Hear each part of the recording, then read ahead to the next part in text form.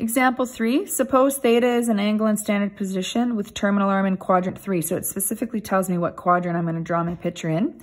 And the cos theta value is -3/4. What are the exact values of sine theta and tan theta? So we can do, once we know one ratio, we can always find the other. So I'm going to draw a picture in quadrant 3 here. So again, I'm kind of just more drawing quadrant 3 part of this. And I'm gonna have to think a little bit backwards. So let's just write this down. So here's what I'm given. Okay, cos theta equals -3/4. Cos theta, remember, is adjacent or hypotenuse. So 3 has to be on the adjacent side, 4 has to be the hypotenuse. Now, it wouldn't make sense for the negative sign to be with the hypotenuse because when you did, if you think back to the previous examples, when you do Pythagoras theory, your hypotenuse is never going to be negative. So when we're drawing this, we're going to draw in a triangle in quadrant 3. It says quadrant 3. We're going to put that terminal side. Reference triangles always go up to the nearest x-axis. So my adjacent has to be -3, and it makes sense because negative would have went this way on the x-axis anyway. And then this would have been my hypotenuse. So now I need to find the missing side. I'm still going to use Pythagoras theory.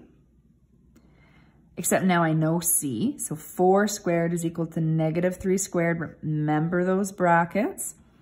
We get 16 equals 9 plus b squared. Move 9 to the other side. So we get 7 equals b squared. So when I square root that, b is equal to the square root of 7. We'll leave that as a radical. That's why we reviewed radicals. We're going to get radicals because of the math we're doing here. You cannot simplify 7. There's no numbers that multiply to 7 where there's a perfect square. So root 7 is what we're going to put here. Now the diagram helps me with the signs. It would only make sense, since this is negative on the y-axis, that this is negative here. You don't need to put the negative sign within the work because with Pythagoras theory, but then you must put it here if you're going to do that. So let's maybe make a note of that. So in quadrant 3, therefore the y value is negative. Okay, so we're gonna actually put, that's why, maybe I'll put it in red beside it. We're gonna have -√7, which is what I have on my diagram. Okay, so let's write my ratios. I already have cos theta, so we just need to do sine theta is equal to opposite of hypotenuse. So I'll put this in. We always wanna see that.